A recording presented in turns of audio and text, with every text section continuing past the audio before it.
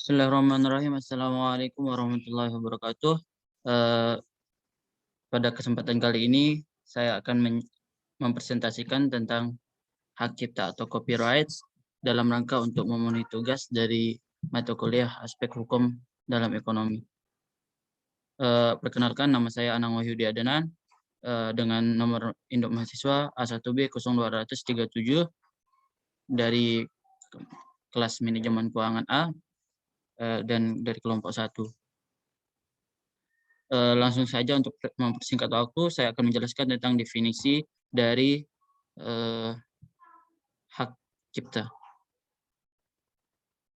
Menurut Undang-Undang Nomor 19 Tahun 2002, hak cipta adalah hak eksklusif bagi pencipta atau penerima hak untuk mengumumkan atau memperbanyak ciptaannya atau memberikan izin untuk itu dengan tidak mengurangi pembatasan-pembatasan menurut peraturan perundang-undangan yang berlaku.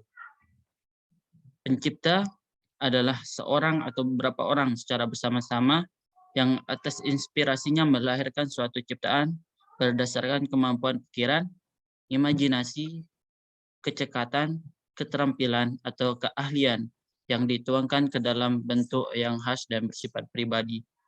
Sedangkan ciptaan itu adalah hasil setiap karya pencipta yang menunjukkan keasliannya dalam lapangan ilmu pengetahuan, seni, atau sastra. Sedangkan pemegang hak cipta adalah pencipta sebagai pemilik hak cipta atau pihak yang menerima hak tersebut dari pencipta atau pihak lain yang menerima lebih lanjut hak dari pemilik yang menerima hak tersebut. Kemudian saya akan menjelaskan tentang dasar hukum dari hak cipta.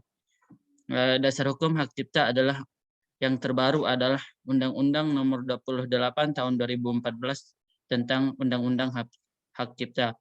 Yang sebelumnya yang dimana undang-undang ini menggantikan Undang-Undang Nomor 19 Tahun 2002 tentang Undang-Undang Hak Cipta.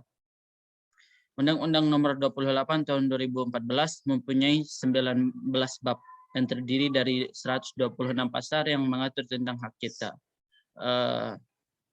Saya juga akan menjelaskan tentang undang-undang hak cipta yang pernah berlaku selama ini di Indonesia, mulai dari pada tahun 1982, yaitu Undang-Undang Nomor 6 Tahun 1982, yang kemudian diperbaharui dengan Undang-Undang Nomor 7 Tahun 1987, kemudian diperbaharui lagi dengan Undang-Undang Nomor 12 Tahun 1997, kemudian diperbaharui lagi dengan Undang-Undang Nomor 19 Tahun 2002, dan terakhir undang-undang yang sampai saat ini masih berlaku, yaitu Undang-Undang Nomor 28 Tahun 2014. Kemudian sistem perlindungan hukum.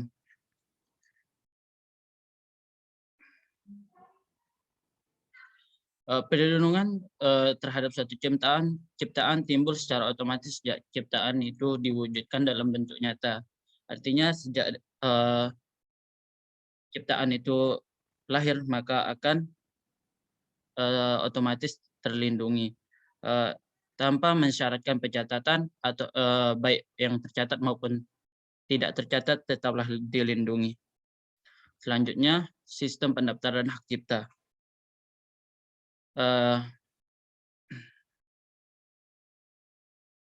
Ciptaan tidak kalah pentingnya dengan benda-benda lain seperti tanah, kendaraan bermotor, kapal merek yang memerlukan pendaftaran. Perlindungan suatu ciptaan timbul secara otomatis seperti penjelasan sebelumnya, di mana perlindungan suatu ciptaan timbul secara otomatis sejak ciptaan itu diwujudkan dalam bentuk nyata.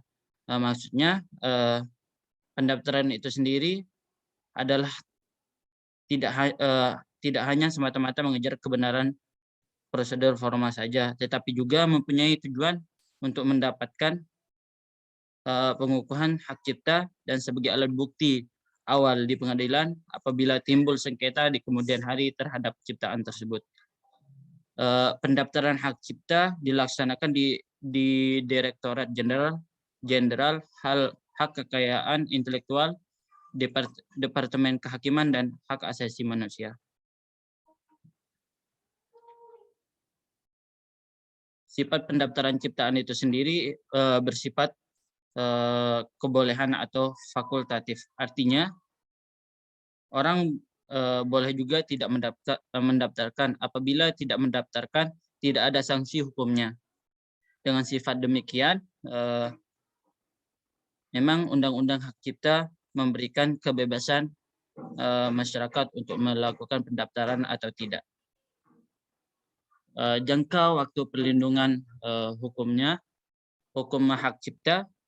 Yang pertama, dalam mengatur jangka waktu berlakunya hak cipta, Undang-Undang Hak Cipta tidak mensyaratkan melainkan membeda-bedakan. Perbedaan itu dikelompokkan menjadi 3. Yang pertama yaitu kelompok 1. Kelompok ini bersifat orisinal atau bersifat asli. Perlindungan hukumnya berlaku selama hidup pencipta dan terus berlanjut sampai dengan 50 tahun setelah pencipta meninggal. Mengenai alasan penetapan jangka waktu berlakunya hak cipta orisinal yang demikian selama itu, Undang-undang tidak memberikan penjelasan. Karya cipta ini meliputi seperti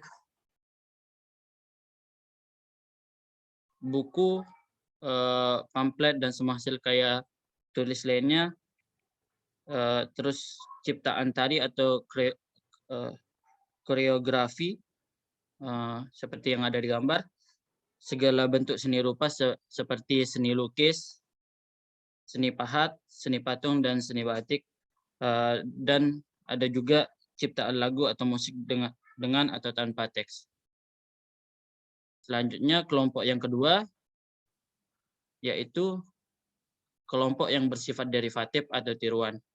Perlindungan hukum atas karya cipta yang bersifat tiruan atau derivatif berlaku selama 50 tahun. Yang meliputi hak cipta sebagai berikut.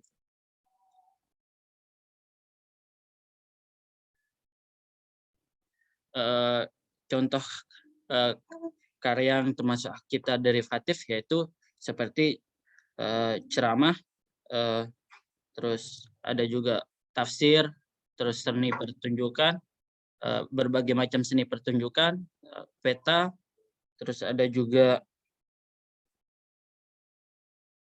karya sinematografi, karya rekaman suara atau bunyi, terjemahan, dan lain-lain. Selanjutnya ada juga kelompok yang ketiga, yaitu kelompok yang dipengaruhi oleh waktu. Karya cipta ini aktualitasnya tidak begitu tahan lama, sehingga perlindungan hukumnya berlaku hanya selama 25 tahun saja. Contoh dari kelompok yang ketiga ini adalah seperti seni fotografer, ada juga saduran, ada juga penyusunan bunga rampai, dan juga program komputer atau komputer program. Demikian presentasi dari saya, atau demikian penjelasan dari saya. Kalau ada yang salah mohon maaf. Demikian, assalamualaikum warahmatullahi wabarakatuh.